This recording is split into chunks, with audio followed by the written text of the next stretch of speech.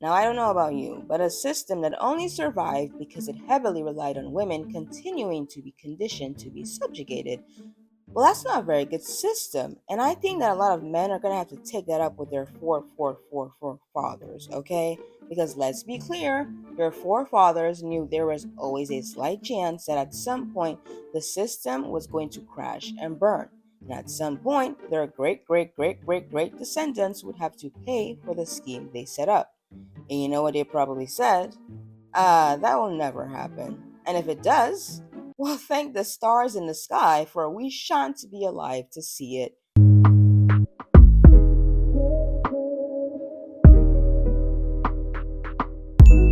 I think men should really be blaming their forefathers on this one because their forefathers really said, that's just not my problem.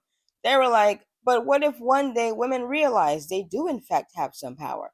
Listen, Jeffrey, my good man, I don't think that's going to happen. At the rate we're going, our town has 6,000 people. That's a huge population.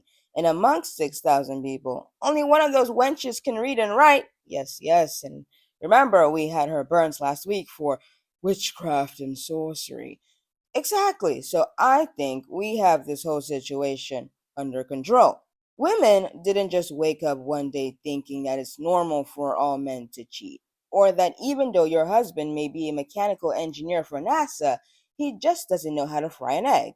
Or even though your husband's a warehouse manager and literally has inventory memorized in his head, he just doesn't know how to operate the washing machine.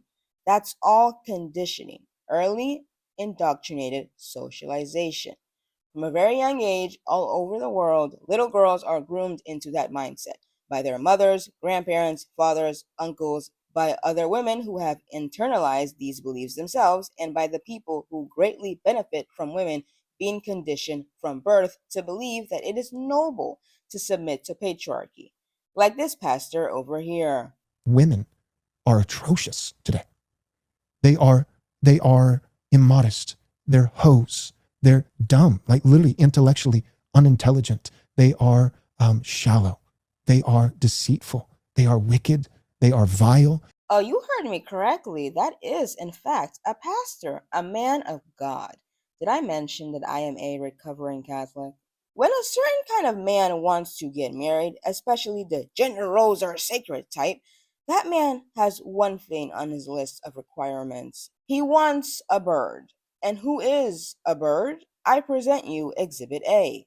And I realized that God loves me, that God has a purpose and plan for my life, that God chose me, that I'm fearfully and wonderfully made. Yeah. So he would call me out my name. It wouldn't bother me because I allowed God's voice to be louder than his. And when I was going through transition of him not coming home on the weekends, not being there, telling me I hate you, I'll never love you, I wish I never married you. Right. I knew that life and death is in the power of the tongue through the word of God. So I would say, you will love me one day. We will have a good marriage one day. And although he would go out for weekends, I would literally help him get ready to go meet a side chick by ironing his clothes and getting him ready for the night. And these are all things I was graced to do. I would not encourage anybody to do that unless you are graced by God to do this. Well, good for you. That's very, yeah.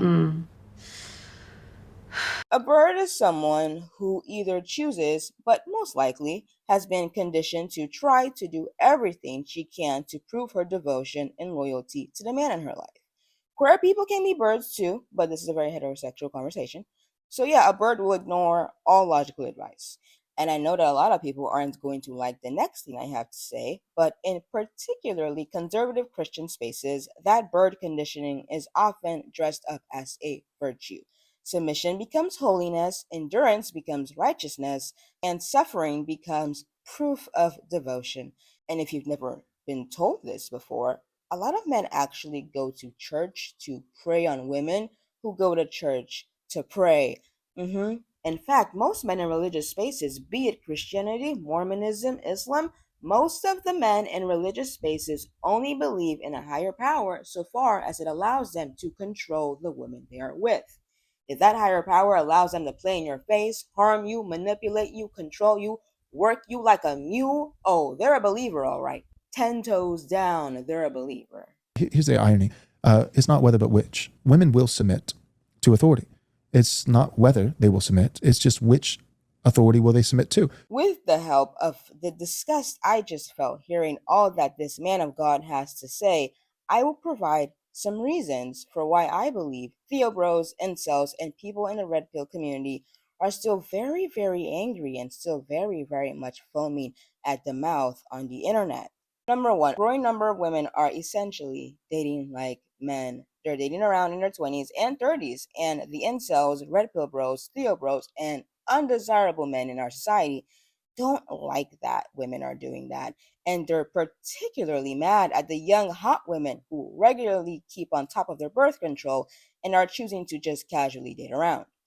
Number two, a lot of men long for the days when women only require that a man have a job and yeah, that was it basically. You see, around the time when women had to fight for almost the same amount of rights that men have, and I emphasize the word fight because somewhere along the line, a lot of people in the red pill and conservative spaces, they like to say that men just gave women rights, like women were just twiddling their fingers, and the men came together and just thought, we've been thinking amongst ourselves, and we decided that you guys should have almost the same amount of rights as we do. Yes, yes, aren't we generous? Women have always had to fight to get their rights. And in some places, they're still fighting today. And even where women have rights, those rights can still be taken away. So even if women have almost equal rights somewhere, they still have to keep defending them. We saw that when Roe v. Wade was overturned. Let's be honest, it's not looking great. In many countries, women have only had almost as many rights as men for less than a century. And now there are governments actively looking at those limited freedoms women have and saying, do you really need all this? You're doing a little too much. Maybe it's time we roll some of these rights back. So, I don't even know if in the year 3025 that globally women will have the same amount of rights as men. But anyway, when men finally begrudgingly decided to give us almost the same rights they had, I don't think they really thought it through. They didn't think that letting us get university degrees, open our own bank accounts, own property, sign legal contracts without a husband, build independent careers, initiate no fault divorces, report DV, refuse sex inside marriage, vote for who we wanted in power, and for some of us, even decide how many kids we wanted to have. Oh, I don't have a baby. Everybody drink. Without the laws literally restricting what we could do, and with all these new and exciting changes in our lives, they didn't expect that a lot of us would look around, assess the situation, and decide to leave our man counterparts that are often harmful, lack ambition, weaponize incompetence, and are very entitled. They didn't expect that a lot of us would leave so many of our undesirable man counterparts in the fucking wind while we ran for the fucking hills. They gave us autonomy and thought we'd all still stay put. But instead, an ever growing number of women were like, wait, if I can survive without you, why exactly am I putting up with you? And some of you may be thinking, well, for love, of course. And to that, I would say, I don't know. Have you met the average straight man? They don't really love women. They like to touch us, fondle us, impregnate us, dominate us, control us. But I don't think most of them actually love us. See, that would require them to first see us as people. And that's where most men choose to be difficult. All these are reasons why this weirdo pastor, who I think has a really traumatic relationship with his parents, is saying that women will submit. But a significant amount of them are starting to do the opposite. Because if women were in fact submitting, he wouldn't be on the internet sounding very unhinged. Number three, women are no longer accepting misogynistic talking points such as all men cheat, men don't cook, men don't do laundry, men don't look after their own kids. Instead of accepting that BS, more women are now confronting those misogynistic talking points with, wait for it, logical arguments. And my guess is that a lot of these stunted men are responding to those logical arguments by stomping their feet, going nonverbal, refusing to eat dinner, essentially just throwing a tantrum. And a growing number of women are starting to give less of a fuck when their husbands and boyfriends throw these tantrums. A lot of men don't realize this, but there is actually a limit to how much BS your girlfriend and wife is willing to take. I know. It probably doesn't look like it, but as the years go by, there is a limit to how much that woman will take. One day, you're gonna throw a man tantrum, you're gonna try to gaslight her, you're gonna try to darvo her, and she's just gonna be like, no, you did this on purpose. You are in the wrong. You need to change your behavior or else I am going to leave you. And she will. The growing collection of My Wife Left Me and I Was Blindsided posts on Reddit are a true testament to that. I feel the need to remind you guys that I'm Nigerian and I was also raised Catholic. I grew up in a deeply patriarchal environment with very questionable traditional default values. But recently, my mother told me a story about a woman in her 70s who left her husband. How did my mom find out? Well, one Sunday at church, my mom noticed that the husband looked rather thin, unkempt, quite raggedy, and she realized that she hadn't seen this man with his wife at church in weeks. So, being the caring and slightly nosy Christian woman that she is, my mom asked him if everything was okay. He said, oh, my wife has fallen ill, but don't worry, with God's help, she will be back soon. So my mom believed him at first.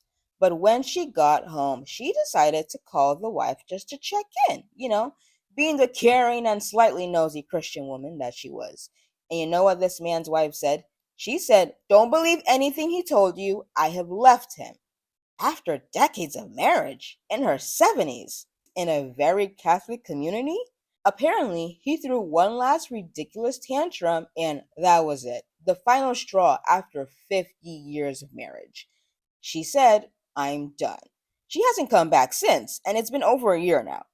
I guess what I'm trying to say is that if a Catholic woman in her 70s who has lived her entire life abiding by deeply patriarchal religious traditional values can leave her husband after half a century of marriage, weak men who need patriarchy should be afraid because women of all ages are clearly getting tired of the BS. A lot of men expect their young wives or girlfriends to always be sweet, agreeable, and ready to serve daddy, even when they're exhausted.